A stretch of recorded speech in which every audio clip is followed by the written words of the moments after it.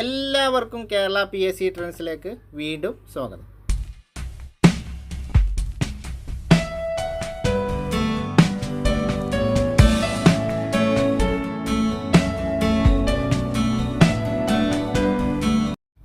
നമ്മുടെ SRT reasoning സീരീസിലെ വീഡിയോസാണ് നമ്മുടെ ചാനലിൽ വന്നുകൊണ്ടിരിക്കുന്നത്. നമ്മളിപ്പോൾ ചർച്ച ചെയ്യുന്നത് സയൻസ് മൊഡ്യൂളാണ്.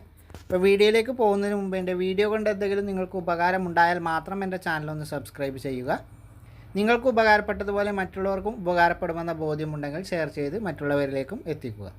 നമ്മുടെ ടെലഗ്രാം ചാനലിൽ ജോയിൻ ചെയ്യാൻ താല്പര്യമുള്ളവർ മുകളിൽ കാണുന്നത് പോലെ കേരള PSC ട്രെൻഡ്സ് എന്ന് ടെലഗ്രാം ബാറിൽ സെർച്ച് ചെയ്തുകൊണ്ട് നമ്മുടെ ടെലഗ്രാം ചാനലിൽ ജോയിൻ ചെയ്യുക. പോളുകളൊക്കെ അറ്റൻഡ് ചെയ്ത് നിങ്ങളുടെ പഠനം ഒന്നുകൂടി ബെറ്റർ ആക്കുക. അപ്പോൾ നമുക്ക് നേരെ നമ്മുടെ ചോദ്യങ്ങളിലേക്ക് വീഡിയോയിലേക്ക് പോവാം. ആദ്യത്തെ ചോദ്യം നോക്കാം. താഴെ പറയുന്ന പ്രസ്താവനകളിൽ നിന്ന് ശരിയായ പ്രസ്താവന തിരഞ്ഞെടുക്കാനാണ്. താഴെ തന്നിരിക്കുന്ന പ്രസ്താവനകളിൽ നിന്ന് ശരിയായ പ്രസ്താവന തിരഞ്ഞെടുക്കാനാണ്. പൂപ്പലുകൾ ഉൾപ്പെടുന്ന വിഭാഗമാണ് ഫംഗസ്. പൂപ്പലുകൾ ഉൾപ്പെടുന്ന വിഭാഗമാണ് ഫംഗസ്. ആ പ്രസ്താവന എന്താണ്? ശരിയാണ്. ചിലയിനം ഫംഗസുകൾ ത്വക്കിലുണ്ടാക്കുന്ന രോഗമാണ് വട്ടച്ചൊറി. ചിലയിനം ഫംഗസുകൾ ത്വക്കിലുണ്ടാക്കുന്ന രോഗമാണ് വട്ടച്ചൊറി. അതും ശരിയാണ്. കാൽവിരലുകൾക്കിടയിലും പാദങ്ങളിലും ഫംഗസുകൾ ഉണ്ടാക്കുന്ന രോഗമാണ് അത്ലറ്റ്സ് ഫൂട്ട്. അതും എന്താണ്? ശരിയാണ്. അപ്പോൾ എല്ലാം ശരിയാണ്. അപ്പോൾ താഴെ പറയുന്ന പ്രസ്താവനകളിൽ നിന്ന് ശരിയായ പ്രസ്താവന തിരഞ്ഞെടുക്കാനാണ്. ഈ എല്ലാ പ്രസ്താവനകളും തന്നിരിക്കുന്ന 3 പ്രസ്താവനകളും ശരിയാണ്. നോക്കാം. പൂപ്പലുകൾ ഉൾപ്പെടുന്ന വിഭാഗമാണെന്ത്? ഫംഗസുകൾ. ചിലയിനം ഫംഗസുകൾ ത്വക്കിലുണ്ടാക്കുന്ന രോഗമാണെന്ത്? വട്ടച്ചൊറി. അതുപോലെ കാൽവിരലിൻ്റെ ഇടയിലും പാദങ്ങളിലും ഫംഗസുകൾ ഉണ്ടാക്കുന്ന രോഗമാണെന്ത്? അത്ലറ്റ്സ് ഫൂട്ട് എന്ന് പറയുന്നത്. അത്ലറ്റ്സ് ഫൂട്ട് എന്ന് പറയുന്നത്. അപ്പോൾ അത്ലറ്റ് ഫൂട്ട് എന്ത് രോഗത്തിന് ഉദാഹരണമാണെന്ന് ചോദിച്ചാൽ ഒരു ഫംഗസ് രോഗത്തിന് ഉദാഹരണമാണ്. ഫംഗസുകൾ പകർത്തുന്ന ഒരു രോഗമാണെന്ത്? Athletes foot. അടുത്തതും എന്താണ്? താഴെ പറയുന്ന പ്രസ്താവനകളിൽ നിന്ന് ശരിയായ പ്രസ്താവന തിരഞ്ഞെടുക്കാനാണ്. താഴെ പറയുന്ന പ്രസ്താവനകളിൽ നിന്ന് ശരിയായ പ്രസ്താവന തിരഞ്ഞെടുക്കുക. പ്രസ്താവനകൾ നോക്കാം. ഏകകോശ യൂക്കാരിയോട്ടുകളാണ് പ്രോട്ടോസോവകൾ. അതെന്താണ്? ശരിയാണ്. അപ്പോൾ ഏകകോശ യൂക്കാരിയോട്ടാണെന്ത്? പ്രോട്ടോസോവകൾ എന്ന് പറയുന്നത്. പ്രോട്ടോസോവകൾ എന്താണ്? ഏകകോശ യൂക്കാരിയോട്ടുകളാണ്. പ്രോട്ടോസോവ മൂലമുണ്ടാകുന്ന രോഗത്തിന് ഉദാഹരണമാണ് മലമ്പനി. ശരിയാണ്. അപ്പോൾ മലമ്പനി എന്താണ്? ഒരു പ്രോട്ടോസോവ രോഗമാണ്. അപ്പോൾ പ്രോട്ടോസോവ രോഗത്തിന് ഉദാഹരണമാണ് മലമ്പനി. പ്രോട്ടോസോവകൾ എന്താണ്? ഏകകോശ യൂക്കാരിയോട്ടുകളാണ്. പ്ലാസ്മോഡിയം എന്ന പ്രോട്ടോസോവയാണ് മലമ്പനിക്ക് കാരണം. അപ്പോൾ മലമ്പനിക്ക് കാരണമാകുന്ന പ്രോട്ടോസോവ ഏതാണ്? പ്ലാസ്മോഡിയമാണ്. അപ്പോൾ മലമ്പനി ഒരു പ്രോട്ടോസോവ രോഗമാണ്. പ്ലാസ്മോഡിയം എന്ന പ്രോട്ടോസോവയാണ് മലമ്പനിക്ക് കാരണമാകുന്നത്. ഇത് കൊതുക് വഴിയാണെന്ത്? ഈ ഒരു പ്ലാസ്മോഡിയം മറ്റുള്ള ജീവികളിലേക്കും മനുഷ്യരിലേക്കൊക്കെ പകരുന്നത്. അനോഫിലിക്സ് പെൺകൊതുകുകളാണ് പ്ലാസ്മോഡിയം പ്രോട്ടോസോവയുടെ വാഹക ജീവി. അപ്പോൾ അനോഫിലിക്സ് പെൺകൊതുകുകളാണെന്ത്? മലമ്പനി ഉണ്ടാക്കുന്നത്. പ്ലാസ്മോഡിയം പ്രോട്ടോസോവയുടെ വാഹജീവി എന്ന് പറയുന്നത് അനോഫിലിക്സ് പെൺകൊതുകുകളാണ്. വിറയലോട് കൂടിയ പനി, അമിത വിയർപ്പ് എന്നിവയാണ് മലമ്പനിയുടെ മുഖ്യ ലക്ഷണം. അതും എന്താണ്? ശരിയാണ്. വിറയലോട് കൂടിയ പനി, അതുപോലെ അമിതമായി വേർക്കൽ എന്നിവയാണ് മലമ്പനിയുടെ മുഖ്യ ലക്ഷണം എന്ന് പറയുന്നത് ശരിയാണ്. അപ്പോൾ ഈ തന്നിരിക്കുന്ന എല്ലാ പ്രസ്താവനകളും എന്താണ്? ശരിയായ പ്രസ്താവനകളാണ്. ഇപ്പോൾ ഒന്നുകൂടി നോക്കാം. ഏകകോശ യൂക്കാരിയോട്ടുകളാണെന്ത്? പ്രോട്ടോസോവകൾ. അപ്പോൾ പ്രോട്ടോസോവകൾ എന്താണ്? ഏകകോശ യൂക്കാരിയോട്ടുകളാണ്. പ്രോട്ടോസോവ മൂലമുണ്ടാകുന്ന രോഗത്തിന് ഉദാഹരണം ഏതാണ്? മലമ്പനിയാണ്. അപ്പോൾ മലമ്പനി എന്താണ്? ഒരു പ്രോട്ടോസോവ രോഗമാണ്. പ്ലാസ്മോഡിയം എന്ന പ്രോട്ടോസോവയാണെന്ത്? മലമ്പനിക്ക് കാരണമാകുന്നത്. മലമ്പനിക്ക് കാരണമാകുന്ന പ്രോട്ടോസോവ ഏതാണെന്ന് ചോദിച്ചാൽ പ്ലാസ്മോഡിയമാണ്. അനോഫിലിക്സ് പെൺകൊതുകുകളാണെന്ത്? ഈ പ്ലാസ്മോഡിയം പ്രോട്ടോസോവയുടെ വാഹക ജീവി എന്ന് പറയുന്നത്. അപ്പോൾ അനോഫിലിസ് പെൺകൊതുകുകളാണെന്ത്? മലമ്പനി പകർത്തുന്നത്. ഇവരാണെന്ത്? പ്ലാസ്മോഡിയം എന്ന പ്രോട്ടോസോവയുടെ വാഹക ജീവികൾ എന്ന് പറയുന്നത്. ഇപ്പോൾ പ്രോട്ടോസോവ രോഗമാണ് മലമ്പനി. അനോഫിലിക്സ് പെൺകൊതുകുകളാണ് പകർത്തുന്നത്. പ്ലാസ്മോഡിയം എന്ന പ്രോട്ടോസോവയാണ് മലമ്പനി ഉണ്ടാകുന്നതിന് കാരണം. വിറയലോട് കൂടിയ പനിയും അമിതമായ വിയർപ്പ് എന്നിവയാണെന്ത്? മലമ്പനിയുടെ മുഖ്യ ലക്ഷണം. ഈ പ്രസ്താവനകളെല്ലാം എന്താണ്? ശരിയാണ്. താഴെ പറയുന്ന പ്രസ്താവനകളിൽ നിന്ന് ശരിയല്ലാത്ത പ്രസ്താവന തിരഞ്ഞെടുക്കുക. താഴെ പറയുന്ന പ്രസ്താവനകളിൽ നിന്ന് ശരിയല്ലാത്ത പ്രസ്താവന തിരഞ്ഞെടുക്കുക. ഫൈലേറിയൽ വിരകൾ ഉണ്ടാക്കുന്ന രോഗമാണ് മന്തുരോഗം. ഫൈലേറിയൽ വിരകൾ ഉണ്ടാക്കുന്ന രോഗമാണ് മന്തുരോഗം. ആ പ്രസ്താവന എന്താണ്? ശരിയാണ്. ക്യൂലെക്സ് കൊതുകുകളിലൂടെയാണ് മന്തുരോഗം പകരുന്നത്. അതും ശരിയാണ്. അപ്പോൾ മലമ്പനി പകരുന്നത് അനോഫിലിക്സ് പെൺകൊതുകുകളും മന്ത് പകരുന്നത് ക്യൂലസ് കൊതുകുകളാണ്. രണ്ടും മാറിപ്പോകരുത്. ലിംഫ് വായ്കളിൽ വിരകൾ തങ്ങി നിൽക്കുന്നതിനാൽ ലിംഫിൻ്റെ പ്രവാഹം തടയപ്പെടുന്നു. ഇതുമൂലം ലിംഫ് വായ്കൾ വീങ്ങുന്നു. ഇതാണെന്ത്? മന്ത് രോഗം. അപ്പോൾ മന്ത് രോഗം എന്ന് പറഞ്ഞാൽ എന്താണ്? ലിംഫ് വായ്കളിൽ വിരകൾ ഇങ്ങനെ തങ്ങി നിൽക്കും. ഈ തങ്ങി നിൽക്കുന്നതിനാൽ ലിംഫിൻ്റെ എന്ത് ചെയ്യും? പ്രവാഹം തടസ്സപ്പെടും. ഈ തടസ്സപ്പെടുന്നത് മൂലം ലിംഫ് വായ്കൾ വീങ്ങും. ഇതാണ് മന്ത് രോഗം എന്ന് പറയുന്നത്. അപ്പോൾ ക്യൂലക്സ് വിഭാഗത്തിൽപ്പെട്ട കൊതുകുകളിലൂടെയാണെന്ത്? മന്ത് രോഗം പകരുന്നത്. ഫൈലേറിയൽ വിരകളാണെന്ത്? മന്ത് രോഗത്തിന് കാരണം. ഈ ഫൈലേറിയൽ വിരകൾ ലിംഫ് ഗ്രന്ഥികളിൽ എന്ത് ചെയ്യും? ലിംഫ് വായുകളിൽ തങ്ങി നിൽക്കും. ഫൈലേറിയൽ വിരകൾ ഇങ്ങനെ തങ്ങി നിൽക്കുമ്പോൾ ലിംഫിൻ്റെ പ്രവാഹം എന്ത് ചെയ്യും? തടസ്സപ്പെടും. ഇങ്ങനെ ലിംഫിൻ്റെ പ്രവാഹം തടസ്സപ്പെടുമ്പോൾ അതെന്ത് ചെയ്യും? ലിംഫ് വായുകളുടെ വീക്കത്തിന് കാരണമാകും. ഇങ്ങനെ വീങ്ങുന്ന ഈ ഒരു അവസ്ഥയാണ് മന്ത് രോഗം എന്ന് പറയുന്നത്. രോഗാണുബാധ കൊണ്ട് മാത്രമാണ് രോഗങ്ങൾ ഉണ്ടാകുന്നത്. ആ പ്രസ്താവന എന്താണ്? തെറ്റാണ്. രോഗാണുബാധ കൊണ്ട് മാത്രമല്ല അസുഖങ്ങൾ ഉണ്ടാകുന്നത്. നമുക്ക് ജനിതക വൈകല്യം കൊണ്ടുണ്ടാവാം, അതുപോലെ പാരമ്പര്യ രോഗങ്ങൾ ഉണ്ടാകാം, അതുപോലെ നമ്മുടെ വിറ്റാമിനുകളുടെ അപര്യാപ്തത കൊണ്ടുള്ള രോഗങ്ങൾ ഒക്കെ ഉണ്ടാകാം. അപ്പോൾ രോഗാണുബാധ കൊണ്ട് മാത്രമല്ല എന്ത്? മനുഷ്യന് രോഗങ്ങൾ ഉണ്ടാകുന്നത്. അപ്പോൾ ഒരിക്കലും രോഗാണുബാധ കൊണ്ട് മാത്രമല്ല രോഗങ്ങൾ ഉണ്ടാകുന്നത്. ആ പ്രസ്താവനയാണ് അതിൽ തെറ്റ്. ഇപ്പോൾ പ്രസ്താവനകളൊന്നും കൂടി നോക്കാം. ഫൈലേറിയൽ വിരകൾ ഉണ്ടാക്കുന്ന രോഗമാണെന്ത്? മന്ത് രോഗം. അപ്പോൾ മന്ത് രോഗത്തിന് കാരണമായ വിരകൾ ഏതാണെന്ന് ചോദിച്ചാൽ ഫൈലേറിയൽ വിരകളാണ്. ക്യൂലക്സ് കൊതുകുകളിലൂടെയാണ് മന്ത് രോഗം പകരുന്നത്. അപ്പോൾ മന്ത് രോഗം പകർത്തുന്ന കൊതുകുകൾ ഏതാണ്? ക്യൂലക്സ് ആണ്. മലമ്പനി പകർത്തുന്ന ആ പ്രോട്ടോസ്, പ്ലാസ്മോഡിയം പ്രോട്ടോസോ അയക്കുന്ന വാഹകജീവി എന്ന് പറയുന്നത് അനോഫിലിക്സ് പെൺകൊതുകുകളാണ്. ക്യൂലക്സ് കൊതുകുകൾ മന്ത് രോഗം പരത്തുന്ന കൊതുകുകളാണ്. ലിംഫ് വായ്കളിൽ വിരകൾ, അതായത് ഫൈലേറിയൽ വിരകൾ തങ്ങി നിൽക്കുന്നതിനാൽ ലിംഫിൻ്റെ പ്രവാഹം തടയപ്പെടുകയും ഇതുമൂലം ലിംഫ് വായ്കൾ വീങ്ങുകയും ചെയ്യും. ഇതാണെന്ത്? മന്ത് എന്ന് പറയുന്നത് ശരിയാണ്. രോഗാണുബാധ കൊണ്ട് മാത്രമല്ല രോഗങ്ങൾ ഉണ്ടാകുന്നത് എന്നാണ് ശരി. അപ്പോൾ രോഗാണുബാധ കൊണ്ട് മാത്രമാണ് രോഗങ്ങൾ ഉണ്ടാകുന്നത് എന്ന പ്രസ്താവന തെറ്റാണ്. ഒരിക്കലും രോഗാണുബാധ കൊണ്ട് മാത്രമല്ല നമുക്ക് അസുഖങ്ങൾ ഉണ്ടാകുന്നത്. അപ്പോൾ ഇതിൽ 5ാമത്തെ പ്രസ്താവനയാണ് തെറ്റ്. ബാക്കിയുള്ള പ്രസ്താവനകളെല്ലാം ശരിയാണ്. അടുത്ത ചോദ്യം നോക്കാം. താഴെ പറയുന്ന പ്രസ്താവനകളിൽ നിന്ന് ശരിയല്ലാത്ത പ്രസ്താവന തിരഞ്ഞെടുക്കാനാണ്. താഴെ പറയുന്ന പ്രസ്താവനകളിൽ നിന്ന് ശരിയല്ലാത്ത പ്രസ്താവന തിരഞ്ഞെടുക്കാനാണ്. തൊഴിലിടങ്ങളിലെ സാഹചര്യവുമായി ബന്ധപ്പെട്ട് ഉണ്ടാകുന്ന രോഗങ്ങളാണ് തൊഴിൽജന്യ രോഗങ്ങൾ. ഇത് റീസെൻ്റായി ചോദിച്ച ഒരു ചോദ്യമാണ്. നമ്മുടെ പാലക്കാട് LDCയിൽ ചോദിച്ചൊരു ചോദ്യമാണ്. അതുമായി ബന്ധപ്പെട്ട് വരുന്ന കാര്യങ്ങളാണ് കേട്ടോ. തൊഴിലിടങ്ങളിലെ സാഹചര്യവുമായി ബന്ധപ്പെട്ടുണ്ടാകുന്ന രോഗങ്ങളാണത്? തൊഴിൽജന്യ രോഗങ്ങൾ. അത് പിന്നെ നമുക്ക് കണക്ട് ചെയ്യാൻ സിമ്പിളാണ്. തൊഴിൽജന്യ രോഗങ്ങൾ തൊഴിലിടങ്ങളിലെ സാഹചര്യവുമായി ബന്ധപ്പെട്ടുണ്ടാകുന്ന രോഗങ്ങളാണ്. ആ പ്രസ്താവന ശരിയാണ്. കൽക്കരി ഖനികളിലെ തൊഴിലാളികൾക്കുണ്ടാകുന്ന തൊഴിൽജന്യ രോഗമാണ് ന്യൂമോകോണിയോസിസ്. കൽക്കരി ഖനികളിലെ തൊഴിലാളികൾക്കുണ്ടാകുന്ന തൊഴിൽജന്യ രോഗമാണ് ന്യൂമോകോണിയോസിസ്. ഇപ്പം ന്യൂമോകോണിയോസിസ് എന്നെന്താണ്? കൽക്കരി ഖനികളിലെ തൊഴിലാളികൾക്കുണ്ടാകുന്ന രോഗമാണ് ന്യൂമോകോണിയോസിസ്. ആ പ്രസ്താവന എന്താണ്? ശരിയാണ്. അപ്പോൾ കൽക്കരി ഖനികളിലെ തൊഴിലാളികൾക്കുണ്ടാകുന്ന തൊഴിൽജന്യ രോഗം ഏതാണ്? ന്യൂമോകോണിയോസിസ് ആണ്. സ്വർണം, മൈക്ക്, ടിന്ന് ഖനികളിലെ തൊഴിലാളികൾക്കും ക്വാറി, മൺപാത്ര നിർമ്മാണം, സിറാമിക്സ് എന്നിവയുമായി ബന്ധപ്പെട്ട ജോലികൾ ചെയ്യുന്നവർക്കും ഉണ്ടാകുന്ന തൊഴിൽജന്യ രോഗമാണ് സിലിക്കോസിസ്. അടുത്തത് പ്രധാനപ്പെട്ട തൊഴിൽജന്യ രോഗമാണ് സ്വർണം, മൈക്ക, ടിൻ ഖനികളിലെ തൊഴിലാളികൾ, അതേപോലെ ക്വാറി, മൺപാത്ര നിർമ്മാണം, അതുപോലെ സിറാമിക്സ് എന്നിവയുമായൊക്കെ ബന്ധപ്പെട്ട് ജോലി ചെയ്യുന്നവർക്കുണ്ടാകുന്ന തൊഴിൽജന്യ രോഗമാണിത് സിലിക്കോസിസ്. അതെന്താണ്? ശരിയാണ്. ആസ്ബറ്റോസ് ഫാക്ടറികളിലെ തൊഴിലാളികൾക്കുണ്ടാകുന്ന തൊഴിൽജന്യ രോഗമാണ് ആസ്ബറ്റോസിസ്. അതും ശരിയാണ്. അത് പിന്നെ നമുക്ക് എന്താണ്? ആസ്ബറ്റോസ് ഫാക്ടറിയിലെ തൊഴിലാളികൾ, ആസ്ബറ്റോസിസ് തൊഴിൽജന്യ രോഗം. അത് സിമ്പിളായിട്ട് കണക്ട് ചെയ്യാവുന്നതേ ഉള്ളൂ. സോറിയാസിസ് ഒരു തൊഴിൽജന്യ രോഗത്തിന് ഉദാഹരണമാണ്. ആ പ്രസ്താവന എന്താണ്? തെറ്റാണ്. സോറിയാസിസ് എന്താണ്? തൊഴിൽജന്യ രോഗത്തിന് ഉദാഹരണം അല്ല. അപ്പോൾ തൊഴിൽജന്യ രോഗത്തിന് ഉദാഹരണം അല്ലാത്തത് ഏതാണ്? സോറിയാസിസ് ആണ്. ഇതാണ് പാലക്കാട് LDCയിൽ ചോദിച്ച ചോദ്യം.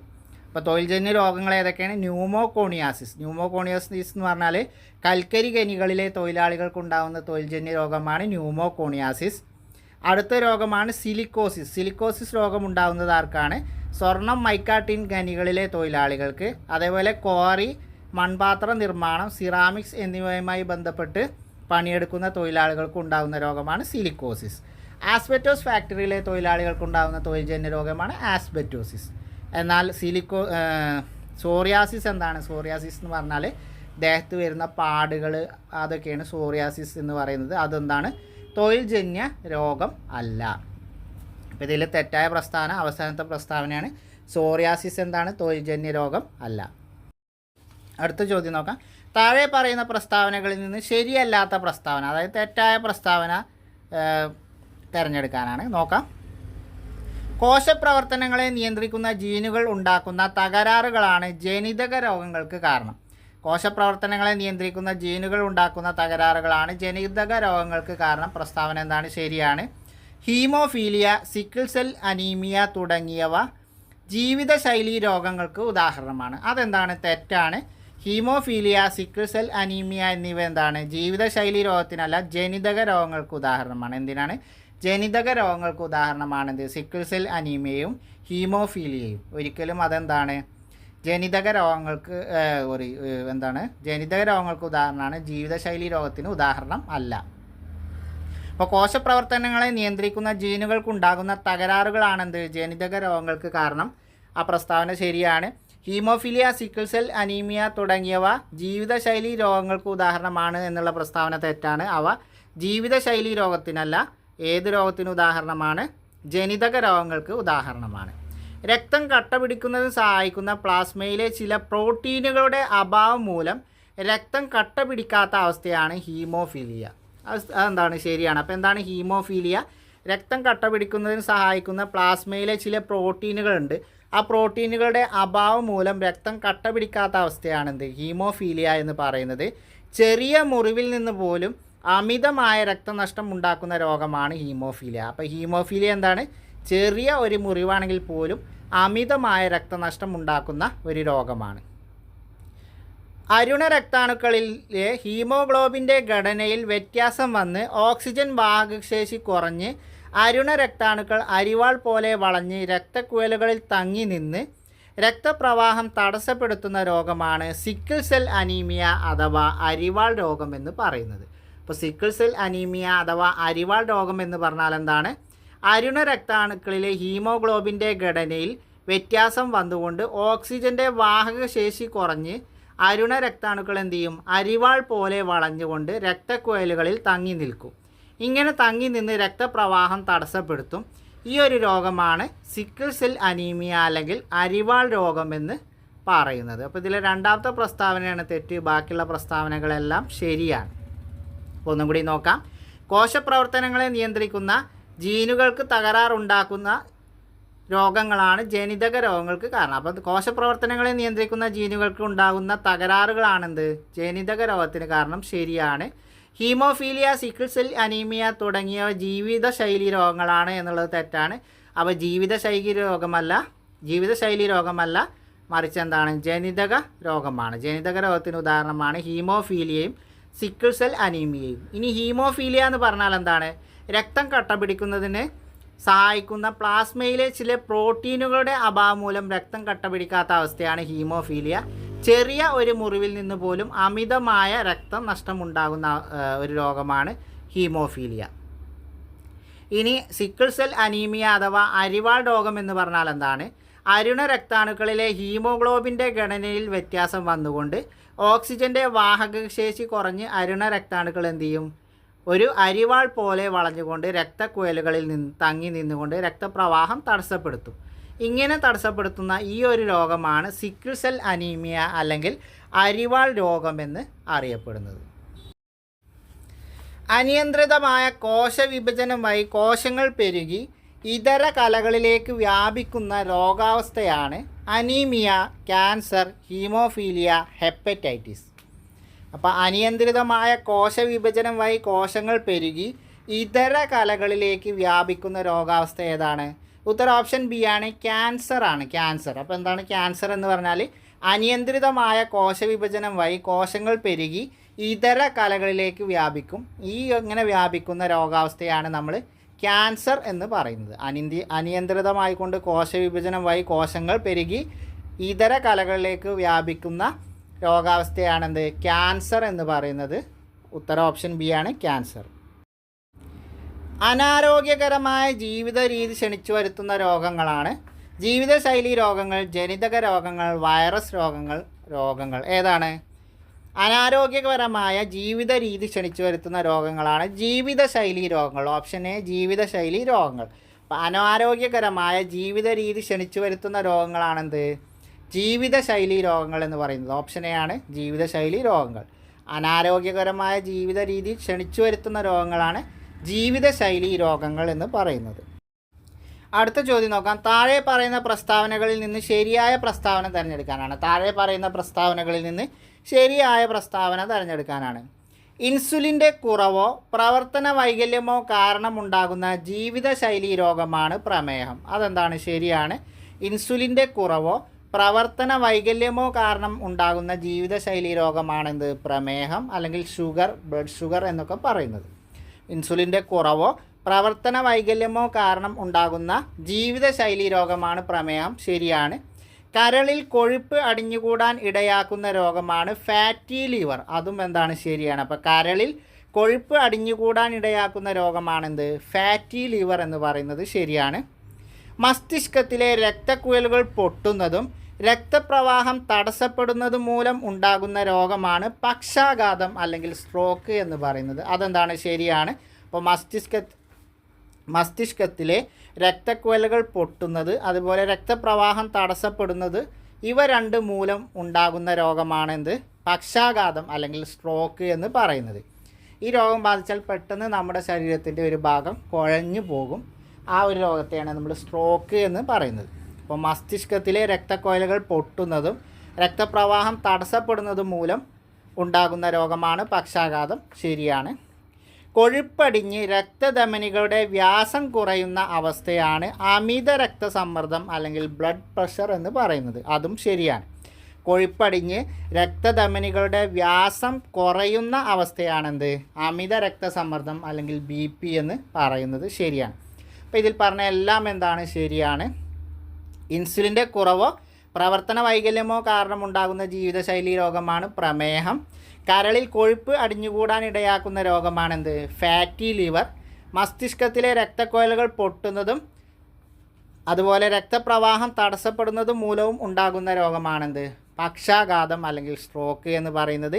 കൊഴുപ്പടിഞ്ഞ് രക്തധമനികളുടെ വ്യാസം കുറയുന്ന അവസ്ഥയാണ് ബ്ലഡ് പ്രഷർ അല്ലെങ്കിൽ BP എന്ന് പറയുന്നത്. കൊഴുപ്പടിഞ്ഞുകൊണ്ട് രക്തധമനികളുടെ വ്യാസം കുറയുന്ന അവസ്ഥയാണെന്ത്? അമിത രക്തസമ്മർദ്ദം അല്ലെങ്കിൽ ബ്ലഡ് പ്രഷർ എന്ന് പറയുന്നത്. അപ്പോൾ എല്ലാ പ്രസ്താവനകളും ശരിയാണ്.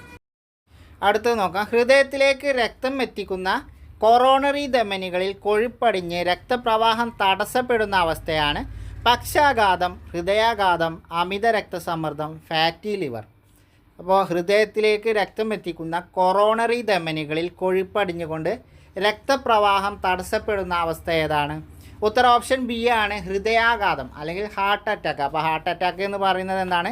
ഹൃദയത്തിലേക്ക് രക്തം എത്തിക്കുന്ന കൊറോണറി ധമനികളിൽ കൊഴുപ്പടിഞ്ഞുകൊണ്ട് രക്തപ്രവാഹം തടസ്സപ്പെടുന്ന അവസ്ഥയാണെന്ത്? ഹൃദയാഘാതം അല്ലെങ്കിൽ ഹാർട്ട് അറ്റാക്ക് എന്ന് പറയുന്നത്. അപ്പോൾ ഹൃദയത്തിലേക്ക് രക്തം എത്തിക്കുന്നത് ധമനികൾ ഏതാണ്? കൊറോണറി ധമനികളാണ്. ഈ കൊറോണറി ധമനികളിൽ കൊഴുപ്പടിഞ്ഞുകൊണ്ട് രക്തത്തിൻ്റെ പ്രവാഹം തടസ്സപ്പെടുന്ന അവസ്ഥയാണെന്ത്? ഹൃദയാഘാതം അല്ലെങ്കിൽ ഹാർട്ട് അറ്റാക്ക് എന്ന് പറയുന്നത്. അപ്പോൾ ഉത്തരം ഓപ്ഷൻ ബി ആണ്, ഹൃദയാഘാതം അല്ലെങ്കിൽ ഹാർട്ട് അറ്റാക്ക്. അപ്പോൾ എന്താണ് ഹാർട്ട് അറ്റാക്ക്? ഹൃദയത്തിലേക്ക് രക്തം എത്തിക്കുന്ന ധമനികൾ ഏതാണ്? കൊറോണറി ധമനിയാണ്. ഈ കൊറോണറി ധമനികളിൽ കൊഴുപ്പടിഞ്ഞുകൊണ്ട് രക്തത്തിൻ്റെ പ്രവാഹം അല്ലെങ്കിൽ രക്തത്തിൻ്റെ ഒഴുക്ക് തടസ്സപ്പെടുന്ന അവസ്ഥയാണെന്ത്? ഹാർട്ട് അറ്റാക്ക് അല്ലെങ്കിൽ ഹൃദയാഘാതം എന്ന് പറയുന്നത്. ഇനി ഈ ചാപ്റ്ററിൽ നമുക്ക് നോക്കേണ്ട കുറച്ച് കാര്യങ്ങൾ നമുക്ക് ജസ്റ്റ് ഒന്ന് നോക്കി പോവാം. ഇപ്പോൾ ഇവിടെ ചിത്രം തന്നിട്ടുണ്ടല്ലോ, പുകവലി ഉണ്ടാക്കാവുന്ന ചില ആരോഗ്യ പ്രശ്നങ്ങൾ സൂചിപ്പിക്കുന്ന ചിത്രമാണ് ഈ തന്നിട്ടുള്ളത്. അപ്പോൾ പുകവലി ഉണ്ടാക്കുന്നത് എന്താണ്? തലച്ചോറിനെ സംബന്ധിച്ച് പക്ഷാഘാതം അല്ലെങ്കിൽ സ്ട്രോക്ക് ഉണ്ടാക്കും. പുകവലി കാരണം നമുക്ക് പക്ഷാഘാതം അല്ലെങ്കിൽ സ്ട്രോക്ക് ഉണ്ടാകും. അതുപോലെ നമുക്ക് നിക്കോട്ടിനോടൊരു വിധേയത്വം ഉണ്ടാകും. നിക്കോട്ടിന് നമ്മൾ അഡിക്ഷനായി പോകും. അപ്പോൾ പുകവലി കൊണ്ടുള്ള തലച്ചോറിനുണ്ടാകുന്ന ദോഷങ്ങൾ എന്തൊക്കെയാണ്? ഒന്ന് പക്ഷാഘാതം അല്ലെങ്കിൽ സ്ട്രോക്ക് ഉണ്ടാവും. രണ്ടെന്നാണ് നമുക്ക് നിക്കോട്ടിനോട്ട് ഒരു വിധേയത്വം ഉണ്ടാവും അല്ലെങ്കിൽ ഒരു നിക്കോട്ടിന് അഡിക്ഷൻ ഉണ്ടാവും. ഇനി ശ്വാസകോശത്തെ എങ്ങനെയാണ് പുകവലി ബാധിക്കുന്നത്? ശ്വാസകോശ ക്യാൻസറിന് കാരണമാകും. ബ്രോങ്കൈറ്റിസ് അതേപോലെ എംഫിസീമ എന്നീ രോഗങ്ങൾക്കും കാരണമാകും. ശ്വാസകോശത്തിന് എങ്ങനെയാണ് പുകവലി ദോഷമായി ബാധിക്കുന്നത്? ശ്വാസകോശ ക്യാൻസറിന് കാരണമാകും. അതുപോലെ ബ്രോങ്കൈറ്റിസ്, എംഫിസീമ എന്നീ രോഗങ്ങൾക്ക് കാരണമാകും. ഇനി നമ്മുടെ ഹൃദയത്തെ എങ്ങനെയാണ് ബാധിക്കുന്നത് എന്ന് ചോദിച്ചാൽ ഉയർന്ന രക്തസമ്മർദ്ദം അല്ലെങ്കിൽ ഹൈ ബി.പിക്ക് കാരണമാകും. ധമനികളുടെ ഇലാസ്തികത നഷ്ടപ്പെടാൻ കാരണമാകും. അതേപോലെ ഹൃദയത്തിൻ്റെ പ്രവർത്തനക്ഷമത കുറയാനും കാരണമാകും. നമുക്കറിയാം നമ്മുടെ മനുഷ്യ ശരീരത്തിൽ ഒഴിവാക്കാനാവാത്തൊരു ഭാഗമാണ് ഹൃദയം. അപ്പോൾ ഈ ഹൃദയത്തിൻ്റെ പ്രവർത്തനക്ഷമത കുറക്കാനും അതേപോലെ ഉയർന്ന രക്തസമ്മർദ്ദം ഹൈ ബി.പി ഉണ്ടാകാനും അതുപോലെ ഹൃദയത്തിലേക്ക് രക്തം എത്തിക്കുന്ന കൊറോണറി ധമനികളുടെ ഇലാസ്തികത നഷ്ടപ്പെടാനൊക്കെ പുകവലി കാരണമാകും. അപ്പോൾ പുകവലി നമ്മുടെ തലച്ചോറിന് ദോഷമാണ്, ശ്വാസകോശത്തിന് ദോഷമാണ്, ഹൃദയത്തിനും ദോഷമാണ്. അപ്പോൾ അത്രയും ഡേഞ്ചറായൊരു കാര്യമാണ് പുകവലി എന്നുള്ളത്. തലച്ചോറിനെ ബാധിക്കുക എങ്ങനെയാണ്? നമുക്ക് സ്ട്രോക്ക് അല്ലെങ്കിൽ പക്ഷാഘാതം ഉണ്ടാകും. പിന്നെ നമുക്ക് നിക്കോട്ടിനോടൊരു അഡിക്ഷൻ ഉണ്ടാകും. അതുപോലെ ശ്വാസകോശ ക്യാൻസറിന് അതുപോലെ ബ്രോങ്കൈറ്റിസ്, എംഫിസീമ എന്നീ രോഗങ്ങൾക്കൊക്കെ കാരണമാകും. ഇനി നമ്മൾ ഹൃദയത്തിനെ സംബന്ധിച്ചാണ് ഹൃദയത്തിൻ്റെ പ്രവർത്തനക്ഷമത കുറക്കും. അതുപോലെ ഉയർന്ന രക്തസമ്മർദ്ദത്തിന് കാരണമാകും. അതുപോലെ തന്നെ ധമനികളുടെ ഇലാസ്തികത നഷ്ടപ്പെടുത്തുകയും ചെയ്യും. ഇനി നമുക്ക് ചില ജന്തുരോഗങ്ങൾ നോക്കാം. മനുഷ്യനെ മാത്രമല്ല ജന്തുക്കളെയും സസ്യങ്ങളെയും ഒക്കെ രോഗങ്ങൾ ബാധിക്കുമെന്ന് നമുക്കറിയാം. അപ്പോൾ ആന്ത്രാക്സ്, അകിട് വീക്കം എന്നീ ജന്തുരോഗങ്ങൾക്ക് കാരണം ആരാണ്? ബാക്ടീരിയയാണ്. അപ്പോൾ ആന്ത്രാക്സ്, അകിട് വീക്കം എന്നിവയ്ക്ക് കാരണം ആരാണ്? ബാക്ടീരിയയാണ്. എന്നാൽ കുളമ്പ് രോഗത്തിന് കാരണം വൈറസാണ്. അപ്പോൾ ജന്തുക്കളിൽ വരുന്ന ആന്ത്രാക്സ്, അകിട് വീക്കം എന്നീ രോഗങ്ങൾക്ക് കാരണം ബാക്ടീരിയയും കുളമ്പ് രോഗത്തിന് കാരണം വൈറസുമാണ്. അപ്പോൾ ജന്തുക്കളിൽ വരുന്ന കുളമ്പ് രോഗത്തിന് കാരണം വൈറസും ആന്ത്രാക്സ്, അകിട് വീക്കം എന്നിവയ്ക്ക് കാരണം ബാക്ടീരിയയുമാണ്. ഇനി സസ്യ രോഗങ്ങളുണ്ട്. സസ്യങ്ങളെയും രോഗങ്ങൾ ബാധിക്കും. അതൊന്ന് നോക്കാം. നമുക്ക് ചില സസ്യരോഗങ്ങളെ നോക്കാം. സസ്യങ്ങളിൽ ബാക്ടീരിയ വരുത്തുന്ന രോഗങ്ങളാണ് നെൽച്ചെടിയിലെ ബ്ലൈറ്റ് രോഗം, വഴുതനങ്ങയിലെ വാട്ടരോഗം. അപ്പോൾ വഴുതനയിലെ വാട്ടരോഗത്തിനും നെൽച്ചെടിയിലെ ബ്ലൈറ്റ് രോഗത്തിനും കാരണം ബാക്ടീരിയയാണ്. അപ്പോൾ സസ്യങ്ങളിൽ വരുന്ന രോഗങ്ങളാണ് നമ്മളിനി നോക്കാൻ പോകുന്നത്. ഇപ്പോൾ നെൽച്ചെടിയിൽ വരുന്ന ബ്ലൈറ്റ് രോഗത്തിനും വഴുതനയിലെ വരുന്ന വാട്ടരോഗത്തിനും കാരണം ആരാണ്? ബാക്ടീരിയയാണ്. പയറ്, മരച്ചീനി എന്നിവയിലെ മൊസൈക്ക് രോഗം, അതുപോലെ വാഴയിലയിലെ കുറുനാമ്പ് രോഗം എന്നിവയ്ക്ക് കാരണം വൈറസാണ്. ഇപ്പോൾ പയറ്, മരച്ചീനി എന്നിവയിലെ മൊസൈക്ക് രോഗം, വാഴയിലയിലെ കുറുനാമ്പ് രോഗം എന്നിവയ്ക്ക് കാരണം ഏതാണ്? വൈറസാണ്. ഇനി ഫംഗസ് പരത്തുന്ന രോഗത്തിന് ഉദാഹരണമാണ് കുരുമുളകിൻ്റെ ദ്രുതവാട്ടവും തെങ്ങിൻ്റെ കൂമ്പ് ചീയലും. ഫംഗസ് പരത്തുന്ന സസ്യരോഗങ്ങൾക്ക് ഉദാഹരണമാണ് കുരുമുളകിൻ്റെ ദ്രുതവാട്ടവും തെങ്ങിൻ്റെ കൂമ്പ് ചീയലും. അപ്പോൾ സസ്യങ്ങളിൽ ബാക്ടീരിയ പകർത്തുന്ന രോഗങ്ങളാണ് നെൽച്ചെടിയിലെ ബ്ലൈറ്റ് രോഗം, വഴുതനയിലെ വാട്ടരോഗം. അപ്പോൾ നെൽച്ചെടിയിലെ ബ്ലൈറ്റ് രോഗവും വഴുതനയിലെ വാട്ടരോഗത്തിനും കാരണക്കാരാണ്? ബാക്ടീരിയയാണ്. പയറ്, മരച്ചീനി എന്നിവയിലെ മൊസൈക്ക് രോഗവും അതുപോലെ വാഴയിലയിലെ കുറുനാമ്പ് രോഗം, ഇതിന് രണ്ടിനും കാരണം വൈറസാണ്. അപ്പോൾ പയറ്, മരച്ചീനി എന്നിവയിലെ മൊസൈക്ക് രോഗത്തിനും വാഴയിലയിലെ കുറുനാമ്പ് രോഗത്തിനും കാരണം എന്താണ്? വൈറസാണ്. കുരുമുളകിൻ്റെ ദ്രുതവാട്ടത്തിനും തെങ്ങിൻ്റെ കൂമ്പ് ചീയലിനും കാരണം ഫംഗസുകളാണ്. കുരുമുളകിൻ്റെ ദ്രുതവാട്ടത്തിനും തെങ്ങിൻ്റെ കൂമ്പ് ചീയലിനും കാരണം എന്താണ്? ഫംഗസുകളാണ്. അപ്പോൾ ഇത്രയാണ് നമുക്ക് ഈ ഒരു ചാപ്റ്ററിൽ രോഗങ്ങളെക്കുറിച്ച് പഠിക്കാനുള്ളത്. വിശദമായിട്ട് തന്നെ പഠിച്ചു. നമ്മൾ പോളിൽ ഉൾപ്പെടുത്താൻ കഴിയാത്ത ഭാഗമാണ് നമ്മൾ ഈ ഒരു SCRTയിലെ ആ ഒരു കോട്ട് ഇട്ടുകൊണ്ട് നിങ്ങൾക്ക് ക്ലാസ്സുകൾ പറഞ്ഞു തന്നത്. അപ്പോൾ നമുക്ക് ഈ വീഡിയോ ഇവിടെ നിർത്താം. കൂടുതൽ വീഡിയോയുമായി അടുത്ത ദിവസം തന്നെ കാണാം, കൂടുതൽ ചോദ്യങ്ങളുമായിട്ട്. അതുവരെ എല്ലാവർക്കും ഒരിക്കൽ കൂടി താങ്ക് യു.